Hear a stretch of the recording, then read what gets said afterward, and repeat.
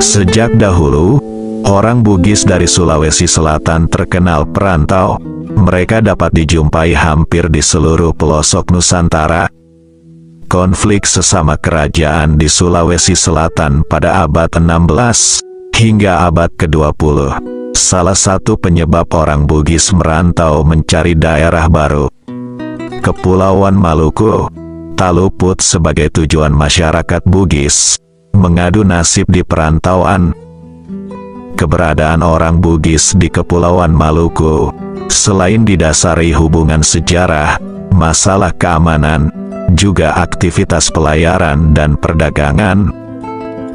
Kesultanan Tidore, kerajaan Islam yang berpusat di Maluku Utara, pada masa kejayaannya abad ke-16 sampai 18, menguasai sebagian besar Pulau Halmahera Selatan, Pulau Buru, Pulau Seram, dan pulau-pulau di pesisir barat Papua.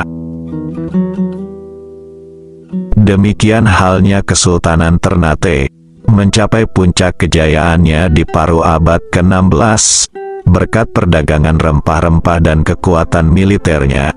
Pada masa kejayaannya, mencakup wilayah Maluku, Sulawesi bagian utara, timur dan tengah, bagian selatan Kepulauan Filipina, hingga Kepulauan Marshall di Pasifik. Kedua kerajaan tersebut erat hubungannya dengan Kerajaan Bone pada abad ke-17, ketika Arung Palaka berusaha membebaskan rakyat Bone dari penjajahan Goa. Arung Palaka mendapat dukungan moral dari Kerajaan Buton, Ternate, dan Tidore.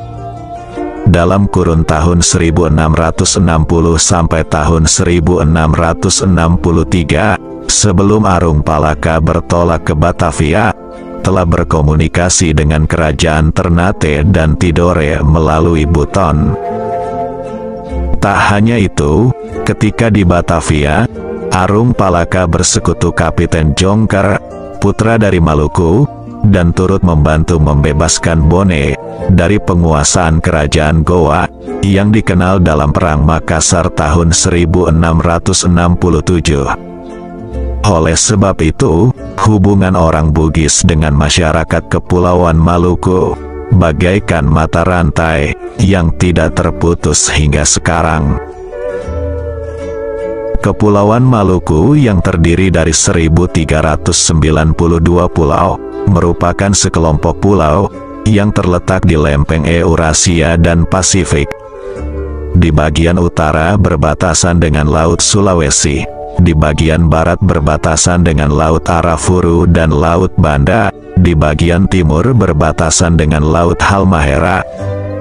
Pada zaman dahulu, bangsa Eropa menamakan Kepulauan Maluku sebagai Kepulauan Rempah-Rempah. Dengan begitu, Kepulauan Maluku menjadi wilayah paling seksi dan menjadi lahan rebutan Portugis, Spanyol, dan Belanda.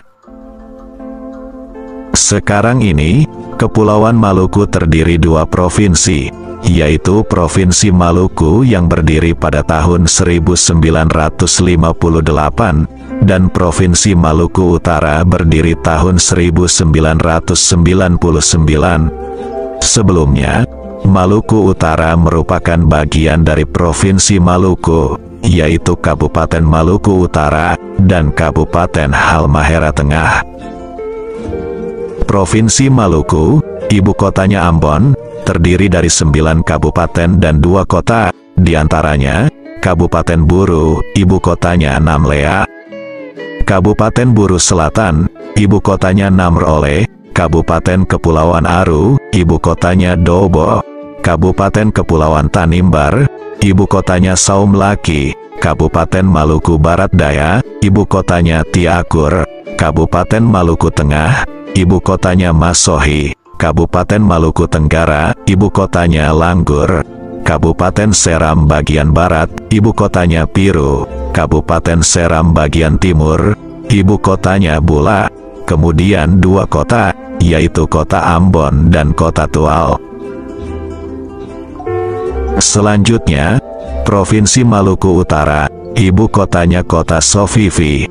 Provinsi ini terdiri dari 8 kabupaten dan 2 kota, di antaranya Kabupaten Halmahera Barat, ibu kotanya Jailolo; Kabupaten Halmahera Tengah, ibu kotanya Weda; Kabupaten Kepulauan Sula, ibu kotanya Sanana; Kabupaten Halmahera Selatan, ibu kotanya Labuha; Kabupaten Halmahera Utara, ibu kotanya Tobelo; Kabupaten Halmahera Timur, ibu kotanya Kota Maba; Kabupaten Pulau Morotai, ibu kotanya Daruba; Kabupaten Pulau Taliabu, ibu kotanya Bobong. Dan 2 kota yaitu Kota Ternate dan Kota Tidore Kepulauan.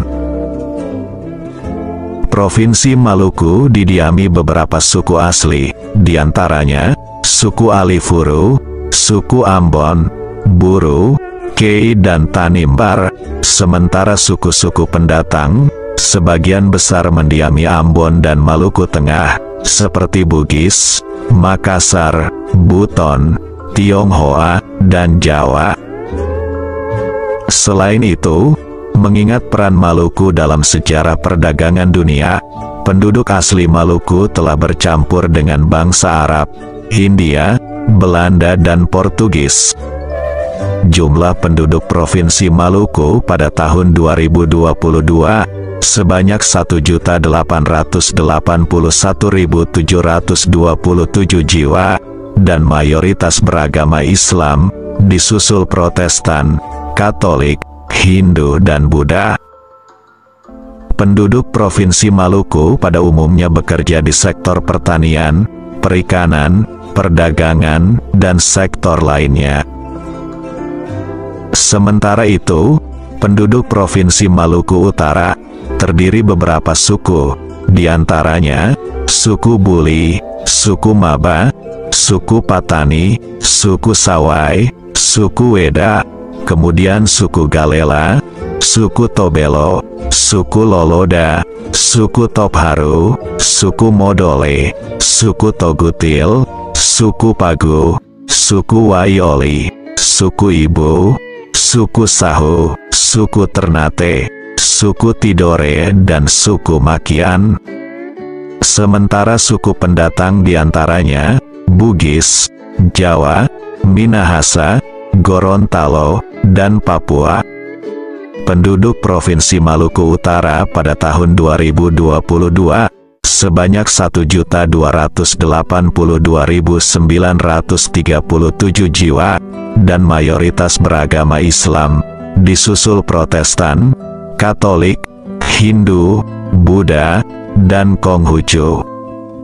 Sementara itu, pergerakan perekonomian di Provinsi Maluku Utara sebagian besar bertumpu pada sektor pertanian, perikanan, dan jenis hasil laut lainnya.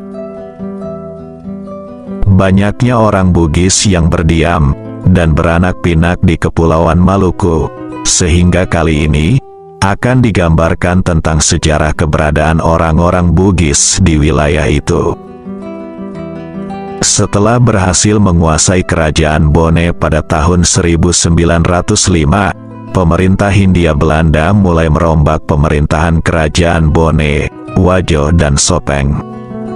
Kemudian, ketiga kerajaan disatukan dalam satu wilayah Afdeling, yang disebut Afdeling Bone. Selanjutnya, untuk memenuhi kebutuhan pemerintahannya, Belanda mulai membangun infrastruktur pertanian seperti irigasi. Infrastruktur tersebut mendorong peningkatan produksi pertanian. Pada tahun 1913, hasil pertanian seperti padi dan jagung mengalami peningkatan produksi, sehingga Afdeling Bone berhasil melakukan swasembada beras, dan mengekspornya ke Selayar, Makassar, Sumbawa, Palopo, Malili, Kendari, Buton, dan daerah lainnya. Dalam perkembangannya, Pelabuhan Palime Cenrana, yang bersentuhan langsung Teluk Bone, sebagai pintu masuk bongkar muat hasil bumi dari daerah-daerah Bugis. Pelabuhan Palime mengalami perkembangan pesat pada tahun 1931, bahkan lebih maju dibandingkan Pelabuhan Bajoe pada masa itu. Kapal-kapal yang diorganisir oleh kolonial Belanda tersebut mengangkut beras dan jagung ke berbagai wilayah Nusantara, termasuk Papua dan Maluku. Dalam masa ini, banyak orang-orang Bugis Bone, Sopeng, dan Wajo yang turut dalam perantauan ikut berdagang. Akan tetapi pelabuhan Palime mulai jatuh pada masa pergolakan DITI di Sulawesi Selatan, pimpinan Kahar Muzakar. Pemberontakan yang berlangsung selama 15 tahun itu, negeri-negeri Bugis merupakan area peperangan antara TNI melawan DITI. Akibatnya, kehidupan masyarakat Bugis sudah mulai terusik dan tidak aman. Oleh sebab itu, dalam kurun tahun 1950 sampai tahun 1965, banyak masyarakat Bugis memilih meninggalkan kampung halaman untuk mencari kehidupan baru dengan merantau ke berbagai wilayah Nusantara. Sementara itu, di Ambon, tanggal 25 April tahun 1950, muncul pergerakan dengan berdirinya Negara Republik Maluku Selatan, RMS, yang diproklamirkan oleh Dr. Christian Soumokil. Sebanyak 7.345 bekas tentara Kenil Hindia Belanda, termasuk 2.500 orang Ambon, mendukung dan menjadi tulang punggung Angkatan Perang Republik Maluku Selatan. Akan tetapi, pada tanggal 28 September tahun 1950, RMS yang berpusat di Ambon dikalahkan oleh militer Indonesia. Sisa-sisa pasukan RMS melarikan diri dari kota Ambon. Setelah kekalahan di Ambon, pemerintah RMS pindah ke Pulau Seram. Perjuangan gerilya kecil-kecilan tentara RMS masih berlanjut di Pulau Seram sampai Desember tahun 1963. Pada bulan April tahun 1964, Presiden RMS, Christian Soumokil, ditangkap dan dibuang ke Pulau Buru. Pada tanggal 12 April tahun 1966 dieksekusi oleh peleton tembak di Pulau Ubi, Kepulauan Seribu, oleh pasukan Indonesia. Pada tahun 1966, 12.000 sisa-sisa tentara Maluku bersama keluarganya berangkat ke Belanda, dan di sana mendirikan pemerintahan pengasingan Republik Maluku Selatan. Di negeri Belanda pada tanggal 25 April tahun 1966, ribuan para simpatisan RMS menggelar peringatan berdirinya Negara Republik Maluku Selatan, RMS. Dalam kurun waktu pergerakan RMS, demi keamanan, wilayah Maluku bagian selatan, termasuk Ambon, tertutup sementara bagi para pendatang. Namun setelah pergolakan RMS, orang-orang Bugis sudah mulai bergerak ke Ambon untuk mencari nafkah, dan bersama-sama suku pribumi membangun kembali kota Ambon, yang lumpuh akibat pergolakan. Migrasi orang-orang Bugis terus berlanjut. Dalam tahun 1970 sampai tahun 1990-an, sejumlah kapal dagang dari Bone mengangkut beras ke berbagai wilayah di Kepulauan Maluku dan Papua, seperti KM Nirwana, KM 77, KM Fajar Baru, Putra Barebo, Surya Indah, dan kapal motor lainnya. Kapal-kapal ini bersandar di Pelabuhan Bajoe, Bone. Tak hanya itu, di wilayah Bone Utara, terdapat KM Putra Uloe. Kapal-kapal kayu dari Pelabuhan Uloe dan Palime mengangkut beras ke berbagai wilayah seperti Kupang, Kepulauan Maluku hingga Papua. Kapal-kapal kayu tersebut tidak hanya mengangkut beras, tapi ikut serta sejumlah perantau Bugis, dan sebagian memilih menetap di daerah tujuan dan beranak pinak di daerah itu. Di Kepulauan Maluku terdapat beberapa nama daerah seperti Ambon, Batu Merah, Pulau Bacan, Pulau Seram, Nania, Masohi, Ternate, Saparua, Sanana, Masohi, Saumlaki, Tobelo. Nama-nama tempat tersebut sudah tidak asing bagi masyarakat Bugis di Sulawesi Selatan. Beberapa sumber lisan dari aktor pelaku migran Bugis yang masih hidup dan menetap di Maluku mengungkapkan bahwa migrasi orang Bugis setelah kemerdekaan terdiri dua periode, yaitu periode pertama pada tahun 1950 sampai tahun 1970. Salah satu faktornya adalah ketika terjadi kekacauan di Sulawesi Selatan, yaitu pemberontakan Kahar Muzakar. Di masa kekacauan itu, para ulama dan masyarakat setempat dipaksa ikut masuk hutan. Sebagian dari mereka melarikan diri dan tidak mau bergabung dalam pasukan DITI tersebut, sehingga memutuskan meninggalkan Pulau Sulawesi dan memilih Pulau Maluku sebagai persinggahan terakhir dan menetap. Ketika penumpasan pemberontakan DITI oleh tentara Indonesia di bawah pimpinan Jenderal Yusuf, beberapa pengikut setia Kahar Muzakar memutuskan meninggalkan tanah Bugis dan memilih Pulau Ambon sebagai tempat untuk berimigrasi. Periode kedua, tahun 1970 sampai tahun 1980-an, didasari oleh faktor ekonomi. Di masa ini kehidupan sebagai petani musiman seperti padi hanya cukup untuk makan. Karena itu, lambat laun orang-orang Bugis memutuskan meninggalkan kampung halaman, Sulawesi Selatan. Mereka ikut berlayar dengan perahu kayu pengangkut barang antar pulau melalui pelabuhan Bajoe Bone. Ada juga di antara mereka melalui pelabuhan Makassar, naik kapal Tampomas, hingga tiba di Pulau Maluku. Pada periode ini, Bugis Bone paling banyak bermigrasi ke Maluku, misalnya keluarga besar Daeng Manrapi, warga Dusun Palanga, di pinggiran kota Watampone saat ini. Bahkan ia dikenal sebagai bos becak di Ambon masa itu.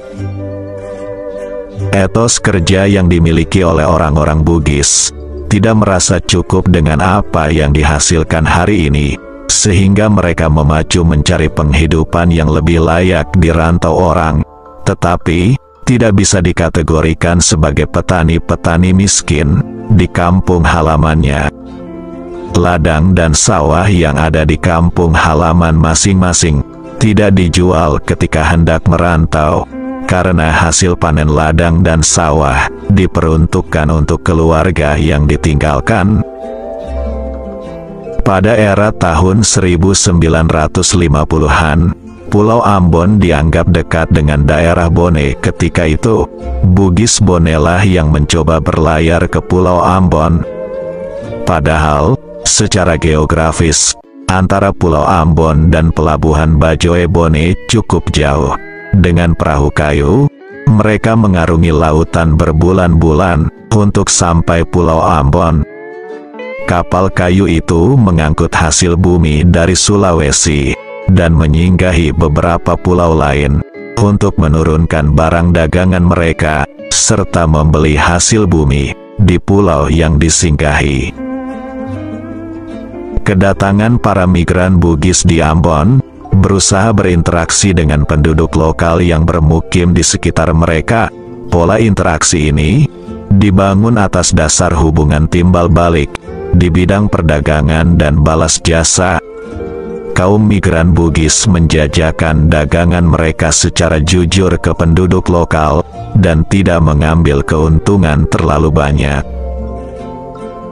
Menurut Haji Saleh Latukonsina, Kepala Pasar Mardika Ambon, dan pegawai di Dinas Pekerjaan Umum Provinsi Maluku tahun 1973, ia mengisahkan bahwa watak orang Bugis ketika berjualan di pasar, mereka sebagian besar memiliki jiwa sosial yang tinggi.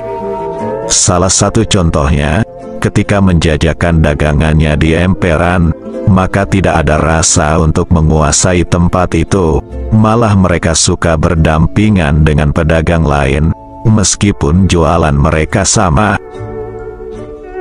Biasanya suku lain yang ada di pasar, tidak mau ada orang di sekeliling mereka berjualan. Mereka akan saling berkelahi memperebutkan tempat itu. Lain halnya etnis Bugis, tidak pernah punya sifat seperti itu. Mereka tidak pernah memperebutkan, ataupun membuat masalah di pasar Mardika. Orang Bugis sangat senang menjual barangnya ke penduduk pribumi, karena mereka tidak pernah menawar barang yang akan dibeli. Penduduk pribumi punya uang banyak, karena memiliki hasil bumi seperti pala dan cengkeh. Mereka memiliki lahan yang cukup luas. Pola hidup suku pribumi hanya mengandalkan hidup dari hasil panen rempah-rempah per tahunnya, sehingga kaum pendatang seperti Bugis menikmati perputaran ekonomi yang melaju cepat, sehingga membuat mereka mapan di sektor ekonomi kemudian hari. Perantau Bugis di Maluku pada tahun 1970-an, banyak yang bekerja sebagai tukang becak. Pendapatan tukang becak pada masa itu lumayan besar. Biaya angkutan becak waktu itu sekali mengantar penumpang sebesar Rp5. Jika mereka telah mendapat upah Rp25 mengayuh becak, ia pulang untuk istirahat, mereka akan keluar lagi pada esok harinya. Etos kerja inilah yang dimiliki oleh kaum Bugis perantau, hingga mereka sukses di rantau. Mereka sangat ulet dan tekun menjalani kehidupan dari nol. Jika pertama kali mereka cuma pedagang keliling, menjajakan pakaian dari kampung ke kampung, maka tahun-tahun berikutnya akan memiliki toko sendiri. Begitu pula migran Bugis yang bekerja di sektor pertanian. Awalnya hanya meminjam tanah ladang dari penduduk pribumi, maka suatu saat mereka membeli tanah itu dan memilikinya, hingga menjadi tuan tanah, yang memiliki tanah berhektar-hektar. Demikian pula nelayan Bugis, jika pertama kali hanya mengandalkan perahu sampan untuk mencari ikan, maka suatu saat nanti, mereka sudah memiliki perahu dan kapal besar pencari ikan, hingga menjadi nelayan yang memiliki anak buah. Sebagai nelayan, orang Bugislah yang pertama kali memperkenalkan cara menjaring ikan bagi penduduk pribumi. Nelayan Bugis menggunakan perangkap ikan seperti bubu, menjadi pengetahuan baru bagi penduduk pribumi. Beberapa wilayah sekitar pelabuhan di Teluk Ambon, serta di Tanjung Atas hingga Tanjung Bawah, merupakan kantong-kantong permukiman pertama bagi orang-orang Bugis di Ambon. Di tahun 1980-an, ketika permukiman di Ambon mulai cukup padat, orang-orang Bugis kemudian menempati pinggiran kota Ambon, tepatnya di Desa Nania. Selain itu, orang Bugis juga menempati Desa Batu Merah, Kecamatan Sirimau, Ambon, merupakan pusat permukiman penduduk Muslim. Pada masa konflik Ambon, negeri Batu Merah menjadi area konflik terpanas bersama wilayah Mardika. Pada masa itu, Batu Merah dan Mardika hampir hancur sepenuhnya. Banyak rumah penduduk dan rumah ibadah seperti masjid dan gereja yang terbakar. Tapi itu hanya dahulu. Saat ini masyarakat Ambon hidup rukun, aman tentram, dan semua bersaudara. Tidak harus sedarah kita bisa bersaudara, akan tetapi, selagi orang itu baik, dan bisa menghargai kita, maka orang itu disebut saudara. Salah seorang Bugis Bone dari Kecamatan Ponre, bernama Syamsul Rijal menuturkan, bahwa ayahnya Haji Kaimuddin melakukan migrasi ke Ambon. Beliau taat agama dan menjadi panutan bagi pengayuh becak lainnya. Haji Kaimuddin menyarankan untuk tinggal dan membuka permukiman baru di wilayah Batu Merah, di mana sebelumnya mereka tinggal di emperan rumah-rumah penduduk lokal, dan ada juga hanya tinggal di atas becak. Migran Bugis di Batu Merah, Kecamatan Sirimau, awalnya sebagian besar bekerja sebagai pedagang dan tukang becak, namun seiring perkembangan generasi berikutnya, banyak bekerja dengan mata pencarian yang beragam, mulai dari nelayan, perdagangan, TNI, PNS, Polri, dan mata pencaharian lainnya. Kegigihan mereka mengayuh becak sama dengan kegigihan mengikis batu karang di sekitar Tanjung, hingga menjadi suatu permukiman yang unik. Beberapa wilayah di kota Ambon dapat dijumpai rumah-rumah panggung ala Bugis, menempel pada dinding karang, sepintas mustahil untuk bisa hidup di tempat itu. Perantau Bugis di Kepulauan Maluku dikenal ulet dan pekerja keras. Mereka mampu mengubah tebing-tebing menjadi permukiman, gunung dibajak dan diratakan jadi perkampungan, gulungan dan deru ombak di laut dijadikan jembatan mencari ikan. Orang-orang Bugis bisa hidup dalam kondisi alam yang menantang. Gunung, lembah, ngarai, dan lautan adalah ruang kehidupan orang Bugis. Hal itu, sebagaimana peribahasa Bugis mengatakan, Mangkalungung ribulue, masulape ripotanange, makodang ritasie, artinya orang Bugis bisa bertahan hidup di gunung, di darat, dan di laut. Pada tahun 1970-an, orang Bugis yang tinggal di Ambon sebagian pindah ke Masohi, Kabupaten Maluku Tengah. Perpindahan itu diprogramkan oleh pemerintah daerah untuk mengisi beberapa wilayah kosong sebagai pengembangan kota Masohi, di mana setiap pendatang diberikan tanah secara gratis, dan tentu saja orang-orang Bugis senang dengan program tersebut. Program pemerintah daerah itu guna membangun permukiman baru agar bisa ditempati pula oleh para pendatang.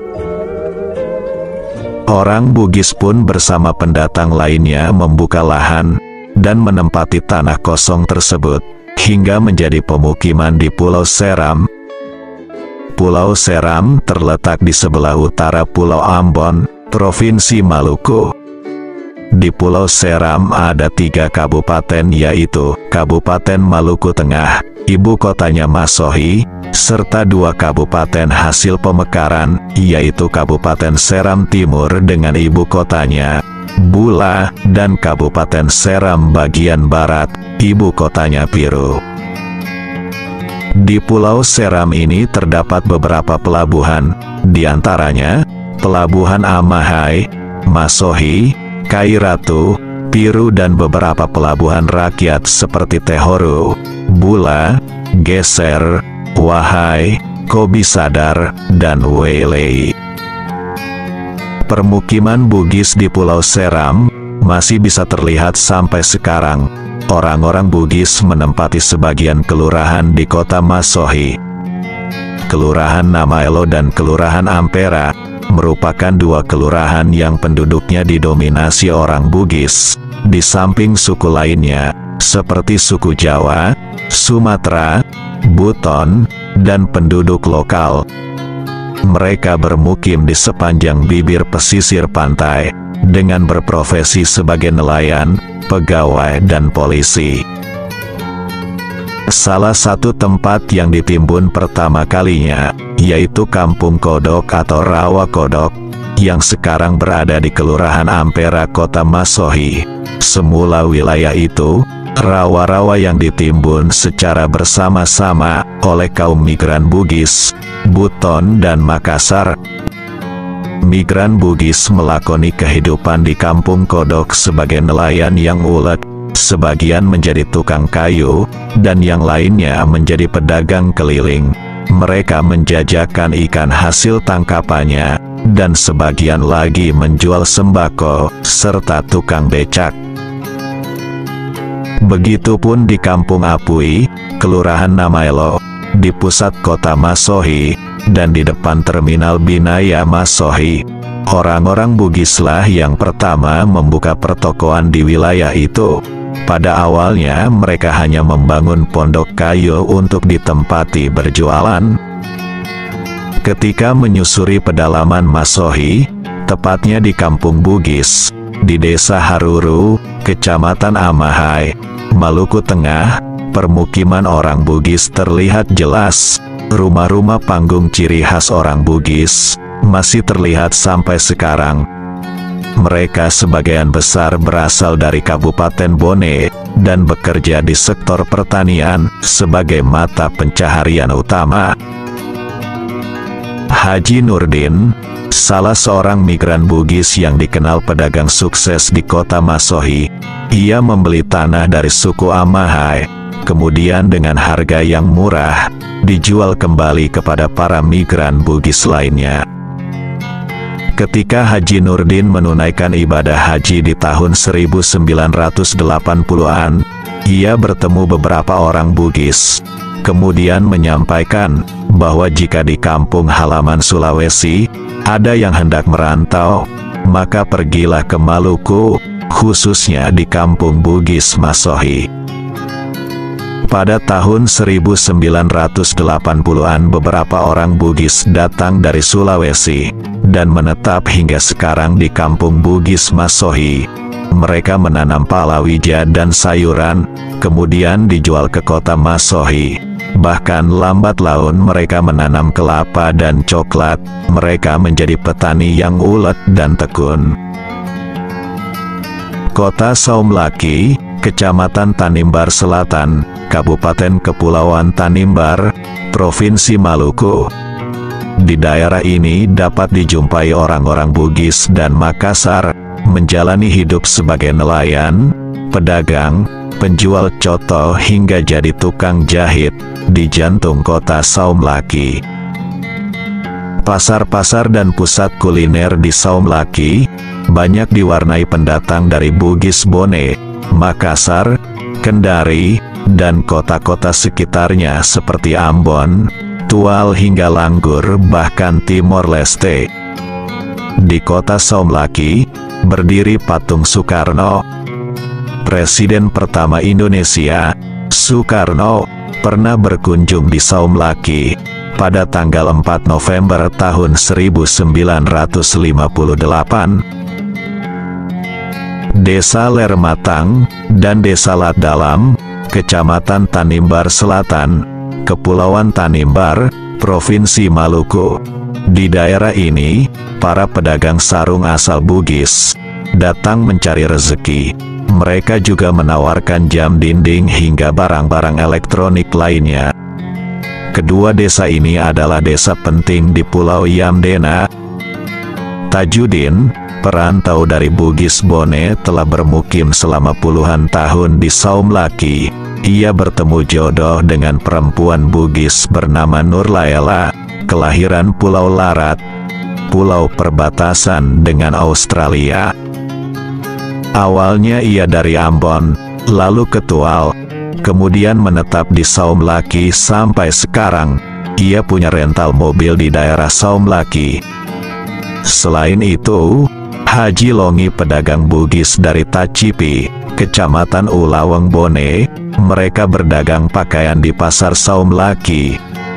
Ada juga Daeng Nendra, dari Tanra Lili, Maros. Ia punya warung coto konro, di sekitar pasar Saumlaki. Desa Kaki Air, Kecamatan Kayeli, Kabupaten Buru, Provinsi Maluku. Desa ini terletak di muara Sungai Wayapo, dan permukimannya 90% berada di atas air yang sangat unik. Penduduknya didominasi orang Bugis, dan sisanya suku Jawa, Buton, dan Ambon.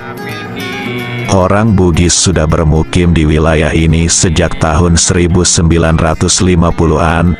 Mereka bekerja sebagai nelayan. Mereka tetap menggunakan bahasa Bugis dalam berinteraksi. Desa ini pernah dikunjungi oleh Abdul Aziz Kohar Muzakar bersama tokoh dan pemerintahan setempat. Orang Bugis yang merantau di Maluku tidak hanya mencari dan mengumpulkan harta, akan tetapi juga bergerak di bidang pembangunan sarana ibadah. Masjid Raya Al-Fatah adalah masjid terbesar di Maluku, yang berada di Jalan Sultan Babulah, Kelurahan Honipopu, Kecamatan Sirimau, Kota Ambon. Peletakan batu pertama masjid ini dilakukan oleh Presiden Soekarno pada tanggal 1 Mei tahun 1963. Pondasi awal pendirian masjid ini tidak lepas dari peran migran Bugis yang sudah bermukim di sekitar masjid tersebut pada tahun 1960-an. Salah seorang migran Bugis dari Bone, Tahir Manggala, menjadi panitia pada awal pembangunan Masjid Al-Fatah. Ia diangkat selaku bendahara, kemudian menghimpun dana dari sebagian orang Bugis untuk pembangunan masjid. Tahir Manggala salah seorang perantau Bugis yang sukses di Ambon masa itu. Ia juga menjabat sebagai ketua KKSS. Kalau ada orang Sulawesi Selatan yang kesusahan di Ambon, beliau akan membantu. Ketika ada perayaan keislaman, dengan senang hati akan membantu. Orang-orang Bugis mengenalnya sebagai sosok yang dermawan. Bukan hanya Masjid Al-Fatah yang dikelolanya hingga di tahun 1980-an, tetapi ia juga menjadi anggota Dewan 2 periode di Kota Ambon. Demikian halnya, salah satu kebanggaan masyarakat Kota Masohi adalah berdirinya sebuah Masjid Nurul Iman di jantung Kota Masohi. Masjid Nurul Iman terletak di Kelurahan Ampera, Kampung Apui, Kota Masohi. Masjid megah ini dibangun oleh sebagian besar swadaya masyarakat Bugis dan suku lainnya seperti suku Buton, Jawa, dan orang Ambon sendiri, dan diresmikan pada tahun 1982. Pada awalnya Masjid Nurul Iman ini hanyalah berupa bangunan yang tiangnya dari batang kelapa dan ditutupi papan kayu. Tikarnya berbahan daun lontar yang didatangkan dari Bone. Para pedagang beras datang ke Masohi membawa serta tikar tersebut. Demikian pula siklus kehidupan pernikahan adat Bugis, seperti pemakaian baju bodo dan mapaci bagi pengantin, tidak ditinggalkan. Bahkan orang-orang suku lain ikut arus adat istiadat Bugis tersebut. Ketika perayaan Maulid Nabi, bakul-bakul berisi telur warna-warni dan penganan ala Bugis masih mewarnai kehidupan Bugis di Maluku. Dialek bahasa Bugis digunakan oleh para orang-orang tua dan generasi kedua ketika berdialog. Akan tetapi sayang, generasi ketiga atau cucu, sebagian besar sudah tidak mampu bahasa Bugis.